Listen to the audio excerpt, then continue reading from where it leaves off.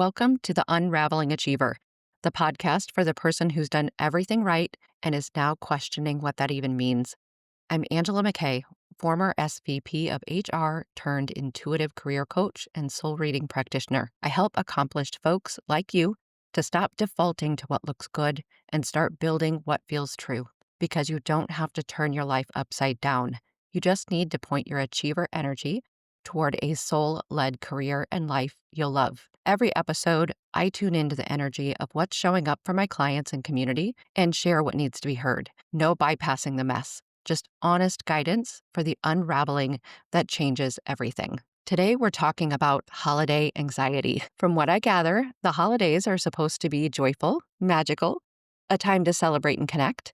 And I do experience each of those still. Why do so many of us, me included, feel anxious instead? For some, it's the pressure to create the perfect holiday, the decorations, the meals, the traditions, all of it flawless. For others, it's dreading the time with family, the dynamics, the judgment, the old roles you thought you'd outgrown.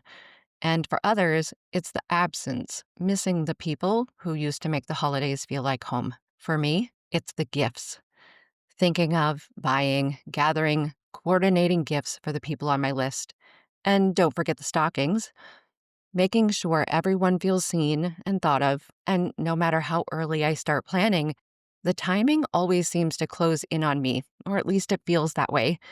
Even when I'm doing other things, working, parenting, just living my life, the thought of what I still need to do creeps in. These sporadic bursts of anxious energy that say, remember me. Even as I sit here now, recording this for you, my inbox is being flooded with notifications about Black Friday deals, portraying urgency, applying pressure, reminding me of what I still need to do, and adding an extra sprinkle of, buy now and you can save, or buy now and don't miss out.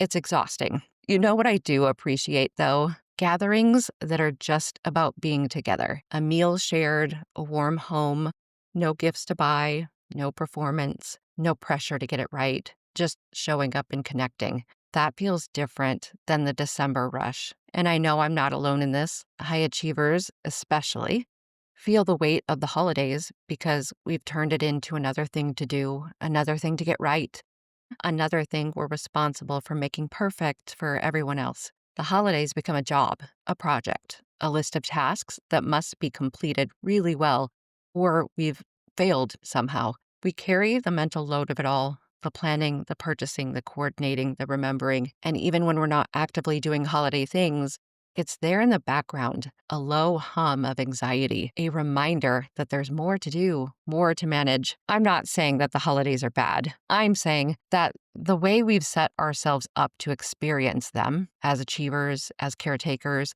as the ones responsible for everyone else's joyful experience, it's unsustainable. I think I'm just craving simpler, connected, warm, and simpler. But also, I don't want to disappoint. So what if there's another way? What if you could experience the holidays without the constant anxiety? What if ease was actually possible? That's what I sat with today. I tuned into the energy of holiday anxiety, what it is, why it shows up for achievers, and what we need to know to ease it. I received 3 messages for you. Here's what came through. Message 1. As I tuned into holiday anxiety and leaned into, what is it and why is it showing up? The first message I received is that it's the performance element. It's about us showing up or presenting in a way that we wouldn't naturally choose to. You wouldn't choose to do the things the way that they're being done. Therefore, your actual desires are being held in conflict with your need to present in a certain way. It's this space that holiday anxiety kicks up.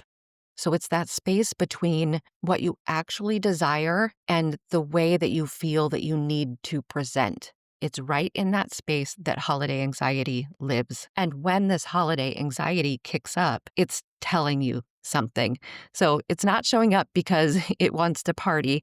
It's showing up as a flag of awareness for you because there's something that wants to be looked at. There's something that wants your attention. So it's this opportunity for you to consider what you think you need to do and get honest with that. First, to yourself and then to others. So then message 2. Here I started to lean a little bit more into what do we need to know to ease this holiday anxiety, this anxiety that's building in that space between what it is that we truly desire and the way that we feel that we need to present. The message started out with this really clear statement of the importance of love. So, concentrating on who we love and being intentional about that time together, not the other details, just the time for connection. I remember one of my favorite Christmases. When I was younger, we lived about 2 hours away from the majority of our family. We would get up in the mornings, me and my sister and my mom and dad, and we would open gifts. And not long after opening the gifts, we would get in the car to drive 2 hours to my grandparents and then get in the car to drive to my other grandparents. And then we would get in the car to drive 2 hours back home. So there was a lot of really great time with family, but that's how the holidays were. It was kind of always this rushed routine and settling in for moments, but never truly settling in. So one of my favorite Christmases was one that I was older. So it was, me and my husband, and I believe we just had our daughter at that time. I don't think my son was born yet, but there was a blizzard. We couldn't get in the car and travel anywhere. We had to stay home, and it was amazing. We opened gifts, we made breakfast, we had coffee, we played with the things that we received. We spent that day together in our warm home, and there was no obligation. There was nowhere we had to be. There was nothing that we had to do. So I don't know if I would choose that for every holiday, but that holiday really stands out to me because we got to experience something that I don't remember ever experiencing. It was one of those moments of what is this and why do I enjoy it so much? What is it presenting to me that I'm not accustomed to experiencing or accustomed to choosing for myself? And why did that make the holiday feel more special? In this same message about the importance of love, the energy of holiday anxiety was showing up to me as orange and green. And when I think about that in relation to your energy centers, orange is our sacral and green is our heart. And it really brought forward this message of desire and pleasure and love and connection. It's really asking for us to consider what we want to do and what we want for it to feel like. If the holiday were to feel good, if it were to feel full of love, if it were to feel full of connection, if it were to bring in the elements of what you actually desire and pleasure from doing what you actually desire, we're wanting to look at what would we want to do and what would we want to feel. It's a call for us to evaluate what about the holidays actually feels good and amplify that. In all of the holiday arrangements that you do, really spend some time thinking about what about the holidays do I really enjoy and amplify that. Focus your energy on increasing that part of it, or focus your energy on being really present with that part of it. This orange and green, that sacral and heart, is just really wanting us to sink into what is it that we desire for the holiday. How can we facilitate that love and connection? How can we do the holiday in a way that actually feels good? And then we want to amplify that. A way that you can approach this is just determine what doesn't feel good and ask yourself, how can you do it differently? How can you see it differently? How can you delegate it? Or how can you get rid of it? So again, how can you do it differently? How can you see it differently? How can you delegate it? Or how can you get rid of it? The parts of the holiday that you really don't enjoy, run them through that framework and see what emerges for you. Even further, like if you really think of yourself going through that process, ground first. So get centered. Just take a moment, get quiet, feel into your breath, just tune into yourself. And then I want you to organize. So you're going to make different lists of what your holiday responsibilities are, those things that you need to do. Then I want for you to check in with your heart's desires, what you actually want to experience in the holidays, what matters, and then start altering your lists. take your lists and run them through that framework of how can you do it differently, see it differently, delegate it, or get rid of it. This process will just really help you tune into what you want for the holidays to feel like and what you enjoy about the holidays and amplifying that and really just organizing the holidays in a different way than you previously would. We're going to alter those lists a bit. We're going to give them some time, give them some attention, and get really intentional about what is on those lists and what it is that we're going to do so that we can create a holiday that feels like a holiday that we want to be inside of. The third message got a little bigger. The energy of it felt a little bit more universal, and it's asking for you specifically to tap into something. The people who listen to my podcast, I believe that they're brought to the message intentionally. I trust that the folks who are listening to this now are part of a collective energy that this third message is tapping into. So, message number 3, it's less about what you do and where you do it, what gifts you give and receive. It's about the connections you make, the conversations you have, whether you're with family or a few or alone. There is a message about having conversations and making connections. This comes from a place of the feeling that a lot of us have right now, that the world is a little bit tough. The economy, the news, the tension, the conflict inside our homes, outside our homes.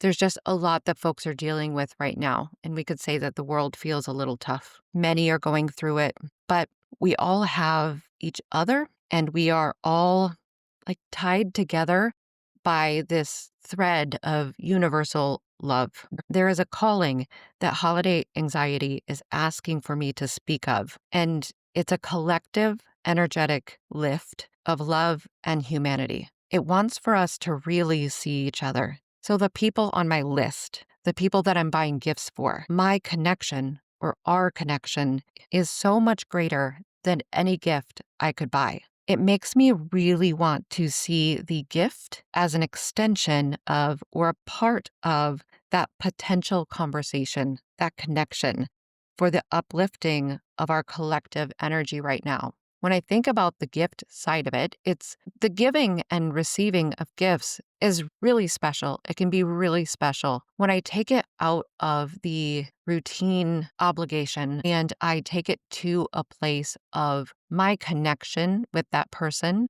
and how I can facilitate more connection and conversation, it makes me see the gift a lot differently than the typical approach of these are the things that I need to check off to get done for the holiday. So doing a quick check of those 3 messages that we received. The first is that the reason that the holiday anxiety is showing up is because of the tension between the performance and our true heart's desires. The tension between what it is that we want and what it is that we feel that we have to do. So we have to first get honest with ourselves about what we really want, and then we can start having conversations with others about how we're going to approach the holiday if that's necessary.